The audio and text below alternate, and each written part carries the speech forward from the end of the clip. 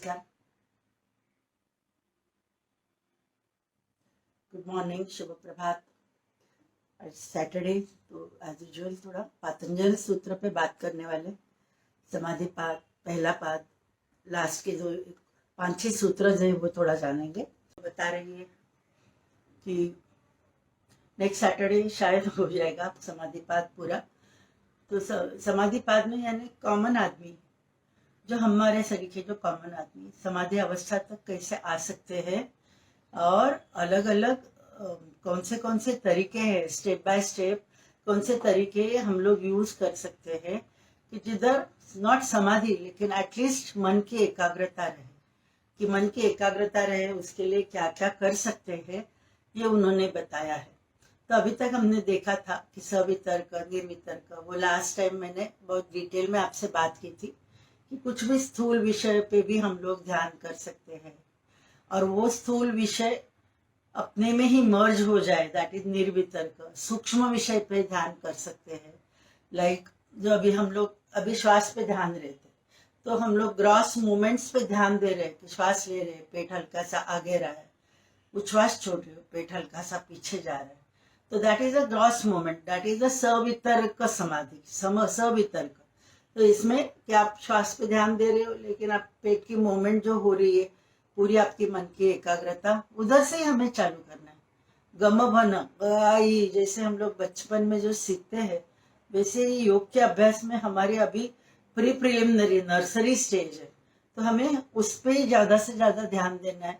धीरे धीरे कि वो एक बार हासिल हो गया कि श्वास पे ध्यान दे रहे, मन की एकाग्रता हो रही है, फिर थोड़ा सटल यानी सविचार पे आना है कि श्वास ले रहे हो, छोड़ रहे हो, नॉस्ट्रिल्स को हवा का स्पर्श महसूस करें। वो सटल चीज है, सूक्ष्म चीज है जो दिखती नहीं लेकिन हो रही। कंटिन्यूअस हम लोग श्वास ले रहे छोड़ रहे, वी आर अनअवेयर, राइट, हमारा ध्यान नहीं है, तो अभी हम लोग थोड़ा सा ध्यान दे रहे। सो दैट इज द सविचार कि श्वास ले रहे हो, छोड़ रहे हो, ले रहे हो, छोड़ रहे हो, और पूरा ध्यान आपका नॉस्ट्रिल्स पे है। नॉस्ट्रिल्स पे हवा का स्पर्श आप महसूस कर रहे हो, श्वास ले रहे हो, नॉस्ट्रिल्स पे स्पर्श करते हुए श्वास की हवा अंदर आ रही, उच्छ्वास छोड़ रहे हो, नॉस्ट्रिल्स को स्पर्श करते हुए उच्छ्वास की हवा बाहर जा रही। तो ये जो सटल मोमेंट है, तो इधर थोड़ा ध्यान शुरुआत में हमारा रहना मुश्किल है। इसके लिए महर्षि बता रहे कि पहले सवितर्क, स्थूल विषय जो भी आपको अच्छा लगे, यथा अभिमत ध्यानात्वा, कि आपको ध्यान करने के लिए जो चीज चाहिए, अलग अलग एन नंबर ऑफ वेज उन्होंने बताया कि आपको जो अच्छा लगे वो करते रहना है। तो परमाणु से लेके परम तत्व तक, परम महत्व तत्व तक, यानी परमाणु यानी सूक्ष्म से लेके कुछ भी ग्रॉस सब्जेक्ट रहे, उधर आप ध्यान करते हुए आपके मन को वश कर सकते। और जैसे जैसे ये ध्यान करते करते मन की निर्मलता आ जाती। हमारा देखो मन में कंटिन्यूअस थॉट्स रहते हैं ना, एक गया, दूसरा आया, दूसरा गया, तीसरा आया, मन थकता ही नहीं, कंटिन्यूअस। ड्रीम्स में रहेंगे तो भी मन का नाटक चालू ही रहता है। तो लेकिन जैसे जैसे ये धीरे धीरे अभ्यास हो जाएगा तो हमारा स्वप्न यानी ड्रीम्स वो भी कम हो जाएंगे।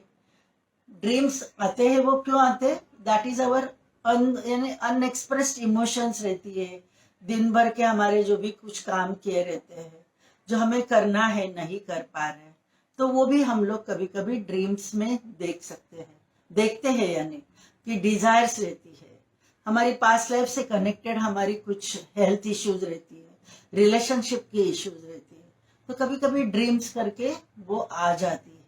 तो उधर भी आप ध्यान दे दो करके, स्वप्न निद्रा आलम्बनम वा करके महर्षि बता रहे। तो धीरे धीरे जैसे जैसे मन की शुद्धि होती जाती है, मन जैसे एक थॉटलेस माइंड निर्विचार अवस्था में आ जाता है, तो मन कैसे बन जाता है वो हमने लास्ट सैटरडे देखा था, मणि स्फटिक कि वो जैसा आईना की क्लियर की पिक्चर दिखती है कि मन एकदम निर्मल है, कुछ भी विचार नहीं है।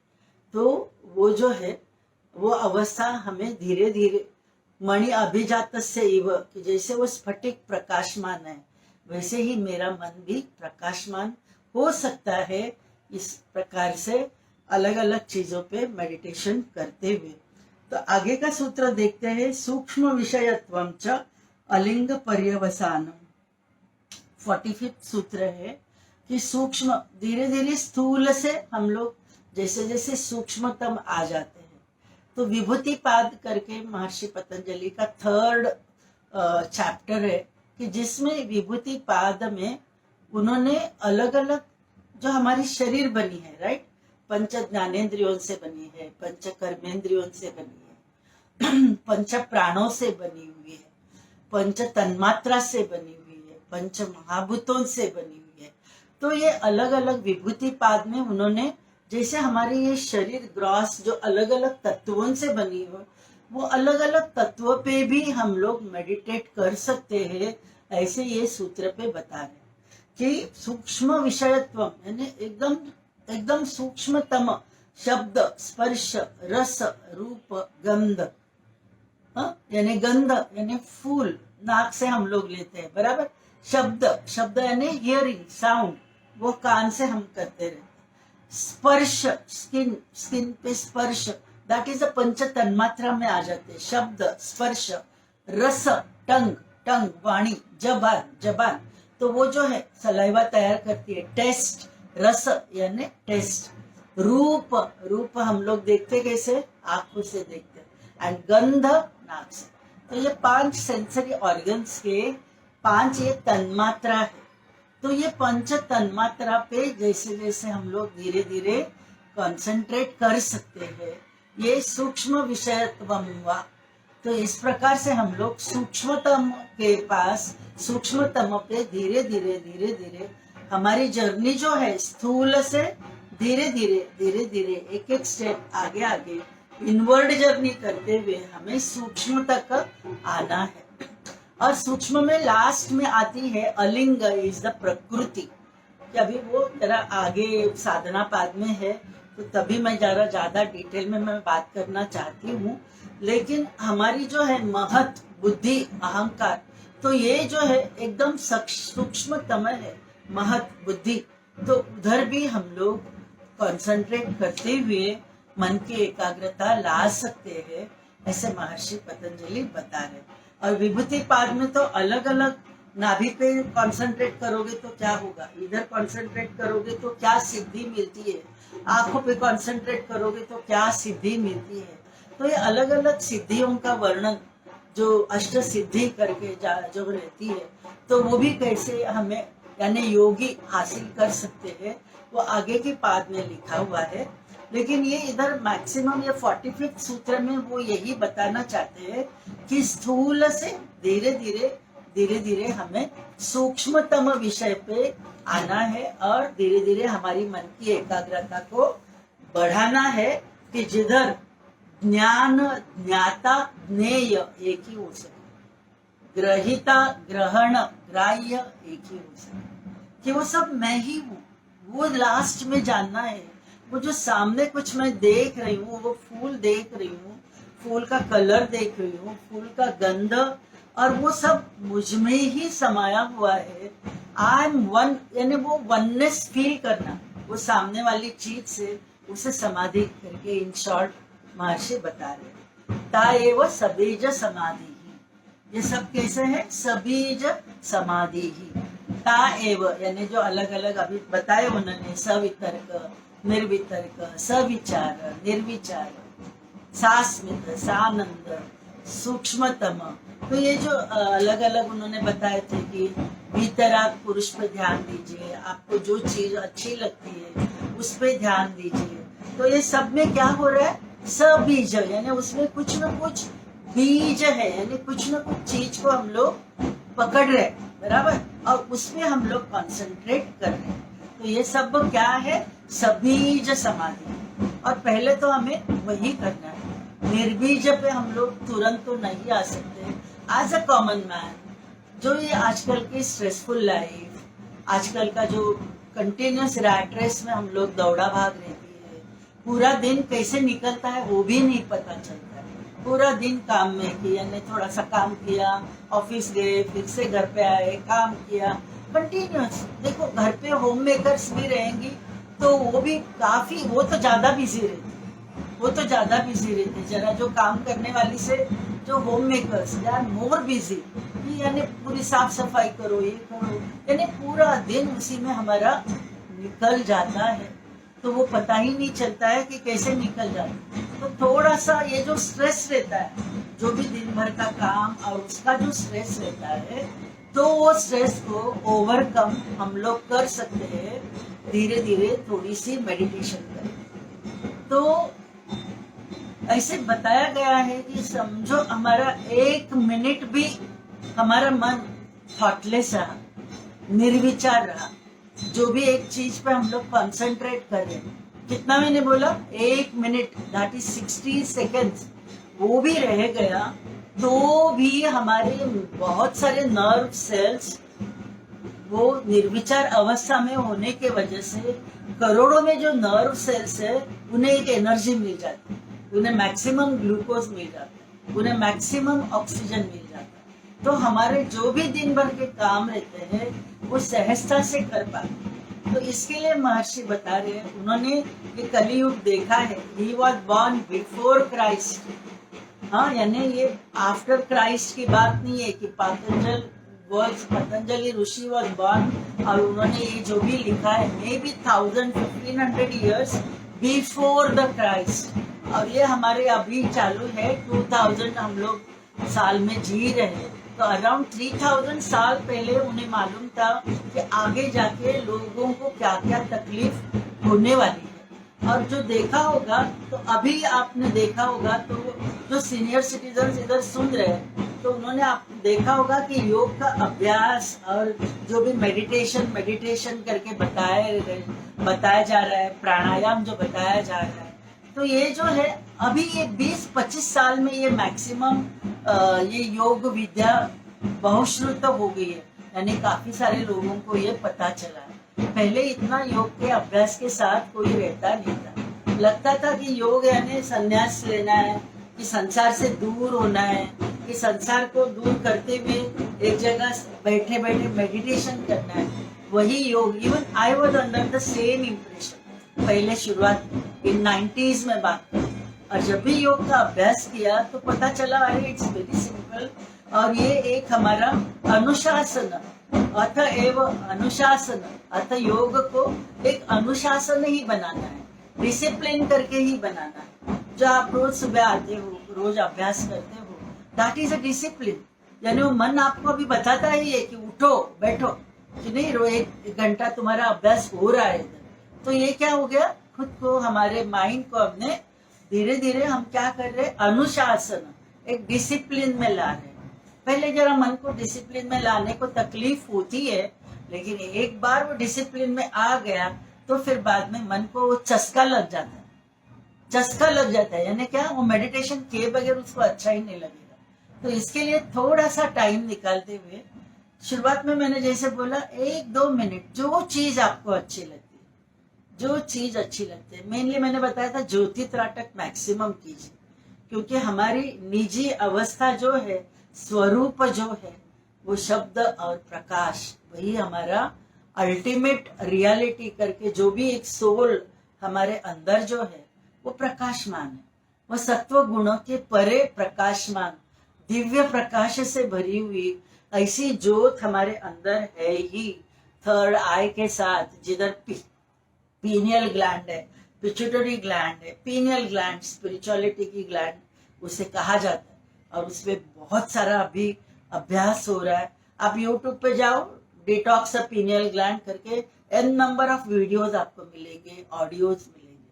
तो अभी सब लोग जान रहे हैं विश्व में कि योग को पर्याय नहीं है, योग इज द ओनली आंसर जो हमें ये साइकोसोमैटिक इलनेसेस जो हम लोग अभी गए 3-4 महीने से अलग अलग बीमारियां देख रहे हैं, मैं हर टाइम बता रही हूँ, stress main factor, obesity main factor, stress के साथ ओबेसिटी जुड़ी हुई, स्ट्रेस के साथ डिप्रेशन और एंजाइटी जुड़े हुए। तो हमें थोड़ा सा ये समाधि पाद में बार बार वही चीज आपको बोलते रह रही हूँ, आपको थोड़ा सा लगता है कंटिन्यू वही बात क्यों कर रही है, लेकिन ये कंटिन्यूअस ये हैमरिंग जब भी होता है तभी हम लोग थोड़ा सा ये मार्ग पे आने लगेंगे, थोड़ा सा मेडिटेशन करेंगे। तो ये सब क्या है, सबीज समाधि। हमें वो सबीज समाधि साथ ही रहना है, लेकिन वो सबीज के साथ आज बाद में धीरे धीरे जैसे ही सोल की इवोल्यूशन होती है, सोल की एक जर्नी चालू हो जाती है आध्यात्मिकता के तरफ। अध्यात्म यानी खाली स्पिरिचुअल बुक्स पढ़ना इज नॉट अध्यात्म। अध्य आत्म, अध्य यानी अध्याय, अभ्यास, आत्मा का अभ्यास, उसे अध्यात्म कहा गया।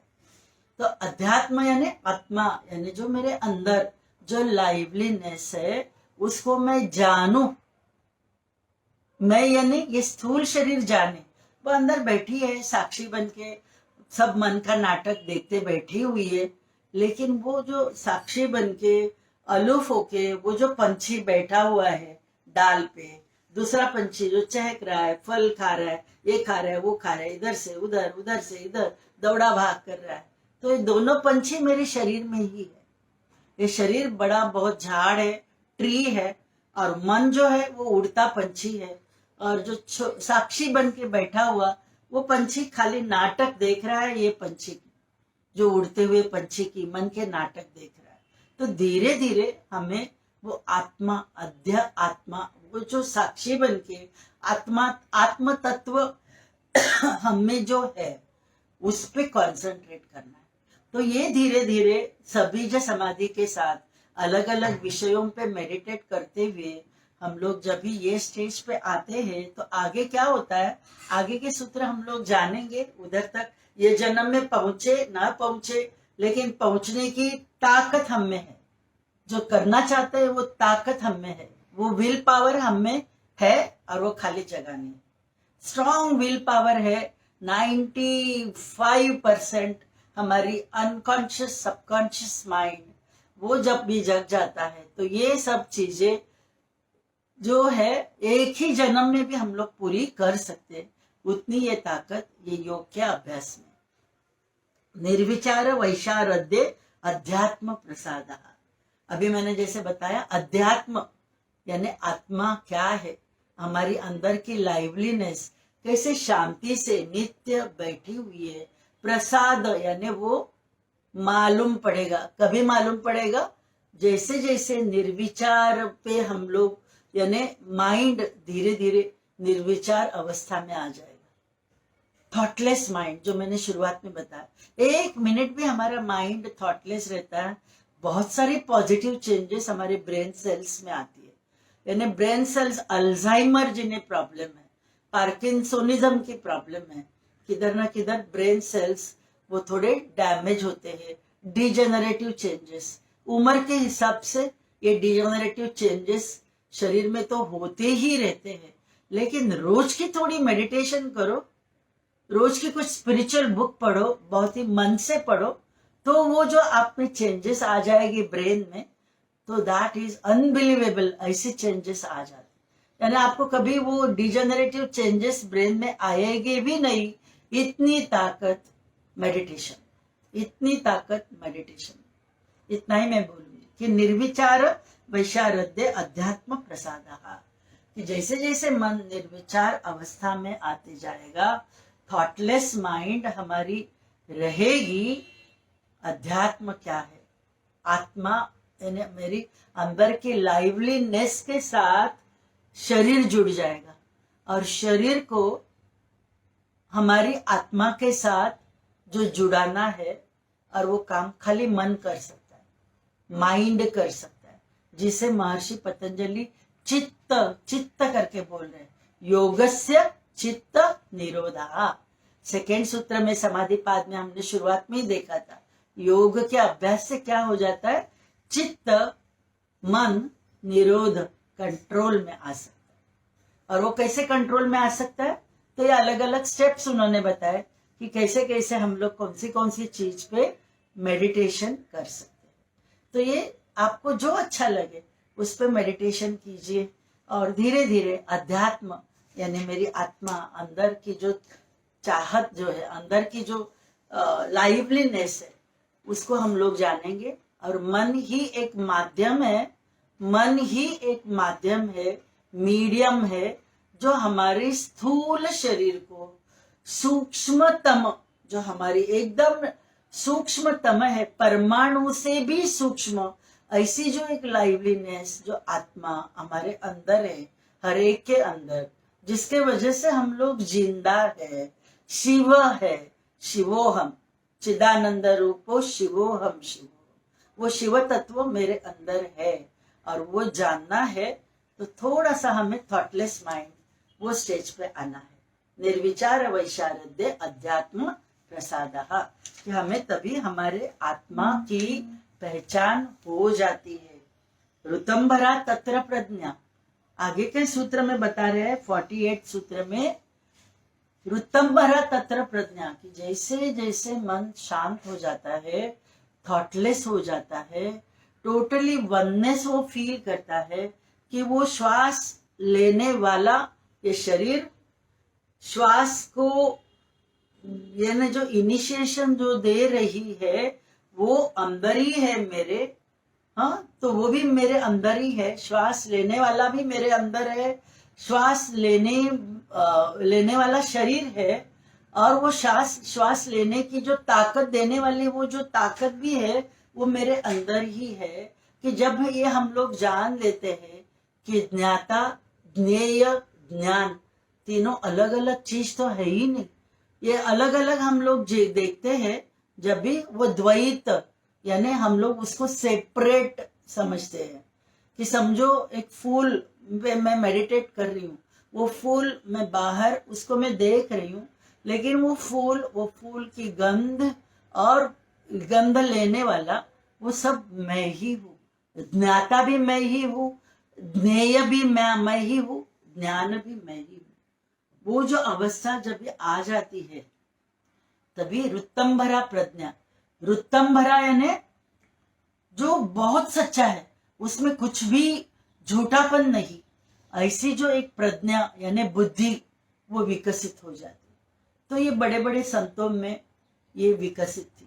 देखो ज्ञानेश्वर महाराज at the age of 16 years he has written the Dnyaneshwari, तो वो प्रज्ञा उनको थी, यानी वो जो चारों भाई बहन उनमें वो प्रज्ञा थी, इसके लिए तो वो ये सब कर पाए विथ अर्ली स्टेज। तो ये प्रज्ञा हमारी जागृत हो जाती है। इवन मैं बताऊंगी स्वामी विवेकानंद, उनमें ये प्रज्ञा थी। जैसे रामकृष्ण परमहंस, उनके जो गुरु, उनका हाथ उनके सर पे लगा, और ये गुरु, इवन गुरु चरित्र आप पढ़ते होंगे, कोई आप में से पढ़ता होगा तो आपने उसमें वो गुरु चरित्र में अलग अलग चैप्टर्स में यही लिखा हुआ है कि गुरु का हाथ आ गया ऊपर, गुरु को ब्लेसिंग्स दे गए, गुरु ने सब जो अपनी एनर्जी उसमें डाल दी, तो वो प्रज्ञा जागृत हो जाती है शिष्य के अंदर। कि वो सब चारों वेद समझो पढ़ा भी रहा कुछ भी नहीं, आप जो समझो आप पढ़ोगे तो आपको मालूम पड़ेगा। अलग अलग जो संतों के महात्म्य जो है, संत लोगों के जो चरित्र है, उसमें यही लिखा हुआ है कि गुरु का प्रसाद जब मिल जाता है तो वो प्रज्ञा जागृत हो जाती है। इवन स्वामी विवेकानंद, उनकी मैं बात कर रही थी कि उनके इधर एक कोई फॉरेनर आए थे और उन्होंने एक बुक दी उनको, कुछ स्पिरिचुअल बुक थी, और वो बुक पढ़ने को दे दी, और वो बोले कि इसमें पढ़ के देखो कि आपको ये मालूम पड़ेगा कि व्हाट इज स्पिरिचुअलिटी। तो स्वामी विवेकानंद खाली हंसे, उन्होंने फर्स्ट पेज ऐसे करके देखा, लास्ट पेज लास्ट की ये पढ़ी और बोले कि मालूम पड़ा। तो even that foreigner was totally surprise. तो बोले आपने बुक खाली ओपन की और बंद की है लास्ट का पेज देखते हुए, आपको क्या पता चला? तो बोलते कि आप पूछो मुझे कुछ भी, आई विल टेल यू। तो एकदम ही वाज सरप्राइज। वो वेस्टर्न जो आया था तो वो उसने बीच के ही कुछ बुक्स के पन्ने पलटे और इसमें क्या लिखा है, तो from the start to the end ही जस्ट उन्होंने बोल दिया। तो ही वाज सरप्राइज। तो वो जो प्रज्ञा थी, ये है ऋतंभर प्रज्ञा। वो अंदर ही वो पूरा ज्ञान, विवेक ज्ञान, उसे विवेक ख्याति करके महर्षि पतंजलि आगे के कुछ सूत्र में उन्होंने कहा है कि इसे विवेक ख्याति करते हैं। कि ये जो प्रज्ञा है वो कैसी है? श्रुत अनुमान प्रज्ञा प्रज्ञाभ्याम अन्य विषया विशेषार्थत्वात्। तो ये 49 सूत्र में वो बता रही है ऋतंबर प्रज्ञा कैसे रहती है कि वो श्रुत, यानी हम लोग अभी पढ़ाई करते हैं बराबर ना, बचपन से पढ़ रहे हैं, रट्टा मार के पढ़े, नहीं तो कुछ बुद्धि का वापर करके पढ़े हुए हैं। और जो भी हम लोग पढ़ते हैं, जो भी बुक भी रोज के रोज पढ़ते हैं, तो वो श्रुत यानी कुछ सुनने के साथ ऑडियो लगाते हैं और वो जो सुनते हैं हमें ज्ञान मिलता है। अनुमान की कुछ अनुमान है, यानी तर्क करून आपल्याला काही जे ज्ञान मिळतं, पढ़ाई करके जो हम लोग पढ़ते हैं, पढ़ने से हमें ज्ञान मिलता है, सुनने से हमें ज्ञान मिलता है। कोई सामने वाला बोल रहा है और मैं सुन रही हूँ, तो ये जो अभी मैं बोल रही हूँ, आप सुन रहे हो, तो वो श्रुत ज्ञान है। श्रुत यानी सुनते हुए आपको कुछ ज्ञान मिल रहा है। लेकिन ये ऋतंभर प्रज्ञा कैसी है, तो हमारी कितनी भी पीएचडी की 4-5 डिग्री भी रहे, उसके परे का ज्ञान जो है, दैट इज द ऋतंभर प्रज्ञा। महर्षि पतंजलि वो बताना चाहते हैं कि that is the original knowledge. Original knowledge क्या है, वो अबाउट द आत्मा, अबाउट एवरीथिंग। उपनिषद, ऋग्वेद, यजुर्वेद, सामवेद, जो जो अलग अलग वेदों में, पुराणों में जो जो कुछ भी लिखा होगा, वो सब ज्ञात हो जाता है जब भी योगी इस प्रकार से धीरे धीरे एक शांत अवस्था में आ जाते हैं, समाधि अवस्था में आ जाते हैं, निर्विचार अवस्था में आ जाते हैं। तो ही नोज एवरीथिंग, कि उसको पता चलता है कि जो मैं हूं वही सब में है, और जो सब में है वो मुझ में ही है। जे अन्नी ते पिंडी ते ब्रह्मांडी, यानी ब्रह्मांड में जो भी कुछ है वो मैं ही हूं। ये जो क्रिएटर जिसने ब्रह्मन तत्व बनाया है वो भी मैं ही हूं।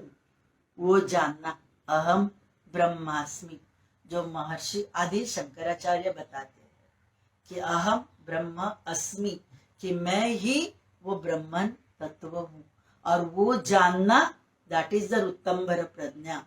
जो हमारे, जो भी हम लोग जो बुक्स पढ़ते हैं, वो बुक्स के परे जो ज्ञान योगी को मिल जाता है, उसे ऋतंभर प्रज्ञा, जो बहुत ही ऋत यानी उसे और कुछ सच्चापन है ही नहीं। ऋत यानी एकदम टोटल सत्य वही है। ऋतम वचमी, सत्यम वचमी, अथर्व शीर्ष में भी कहा गया है।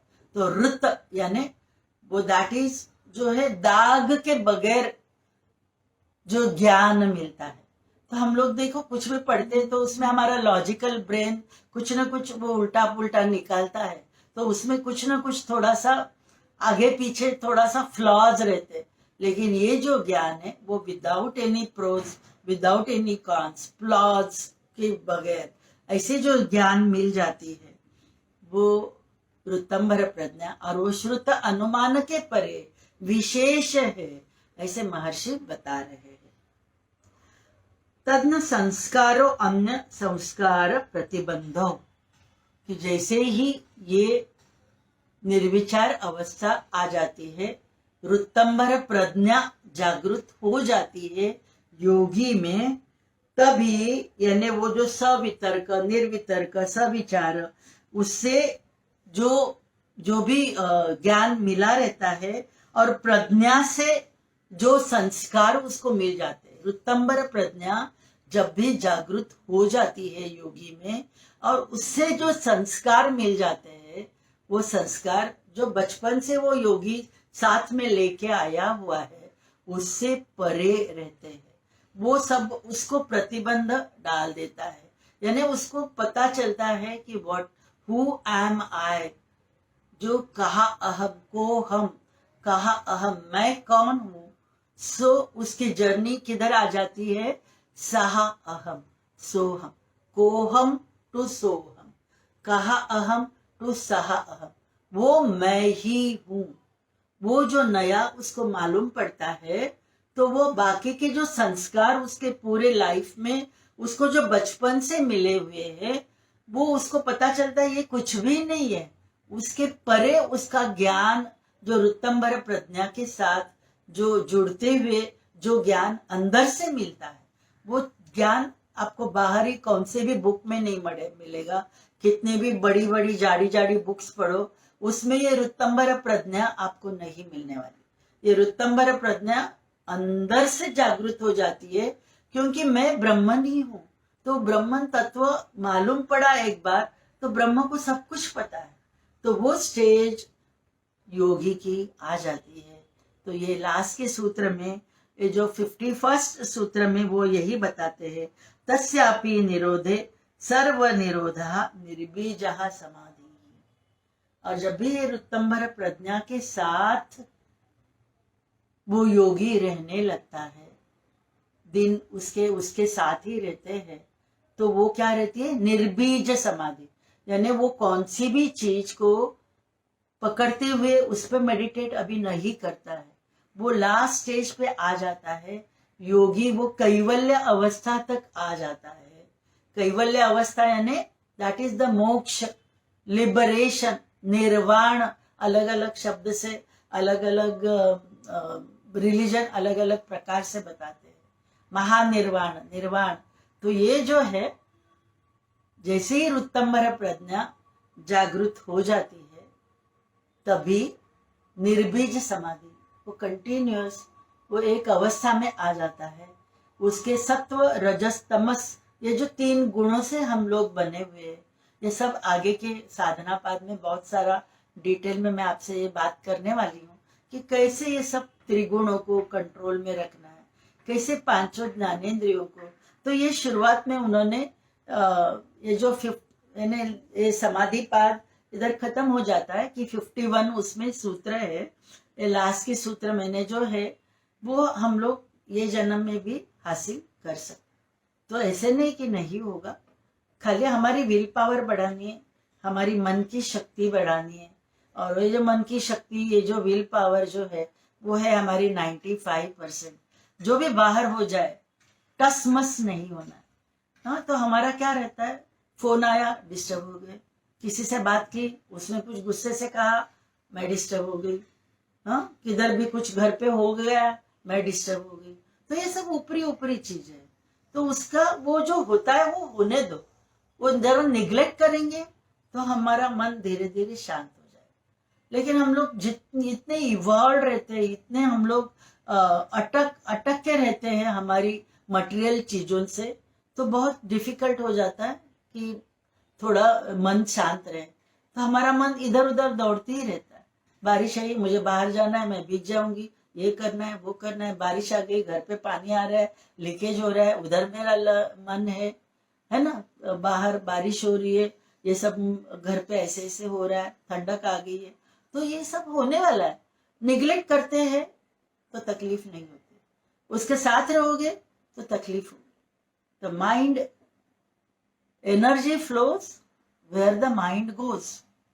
सिंपल लॉ है, energy flows where the mind goes. कि वो एनर्जी, मन जिधर रहेगा उधर जाती है। तो मन डिस्टर्ब रहेगा तो एनर्जी उधर जाएगी। मन शांत रहेगा तो एनर्जी ऑटोमेटिकली शांत, और आप शांति से बैठ पाओगे। तो मुझे खाली इतना ही बताना है कि लास्ट में यही बताना चाहती हूँ कि समाधि पाद की कॉमन आदमी, कि हमारे शरीर के कॉमन आदमी थोड़ा सा अभ्यास करते हुए कैसे ये अवस्था को आ सकते हैं। धीरे धीरे अभ्यास बढ़ाते हुए निर्बीज समाधि, कैवल्य अवस्था इसी जन्म में वो योगी, हम लोग कॉमन लोग भी कैसे हासिल कर सकते हैं। सिंपल सूत्र में बताया, आपको डिटेल में जाना है, बहुत सारी बुक्स है, बहुत सारा नॉलेज है बाहर। और हर टाइम में मैं, मुझे लगता है कि तीसरी की चौथी बार में पातंजल सूत्र पे मैं बात कर रही हूँ, 4th टाइम आई थिंक, या 4th टाइम। तो हर टाइम मैं पढ़ रही हूँ, कुछ नया मिल रहा है। हर टाइम मैं कुछ पढ़ रही हूँ, कुछ अलग ही बात हो रही है, क्योंकि वो अंदर से कुछ धीरे धीरे और भी कुछ समझ में आ रहा है। स्टिल हम लोग किधर है, ये सबीज समाधि, कि ये पढ़ रहे और ज्ञान हो रहा है, पढ़ रहे ज्ञान हो रहा है। तो दिस इज जस्ट सबीज समाधि, बुक्स की मैंने मदद ली है। और यही ज्ञान जब अंदर से आएगा तो तभी कुछ बात, वो दैट इज द निर्बीज समाधि, दैट इज द ऋतंबर प्रज्ञा। और वो धीरे धीरे हमारी जागृत हो जाती है। जब भी आगे की साधना पाद में वो जो साधना उस प्रकार की हमारी रहेगी, वो साधना होनी बहुत जरूरी है। तो वो साधना क्या है, साधना पाद वो हम लोग देखेंगे आगे के इसमें, आगे का जो रहेगा नेक्स्ट सैटरडे का। तो ये पूरे जो 51 सूत्र हमने देखे वो शॉर्ट में थोड़ा सा रिवाइज करने वाले हैं आगे के सैटरडे के दिन। तो ये समाधि पाद इधर मैं पूरा करती हूँ। महर्षि पतंजलि को नमस्कार दंडवत करते हुए आज का सेशन एंड कर रहे हैं। सर्वेत्र सुखिनः सन्तु सर्वे सन्तु निरामयाः सर्वे भद्राणि पश्यन्तु मा कश्चित् दुःखमात् भवेत्। ॐ पूर्णमदः पूर्णमिदं पूर्णात् पूर्णमुदच्यते पूर्णस्य पूर्णमादाय पूर्णमेवावशिष्यते। ॐ शान्ति शान्ति शान्तिः।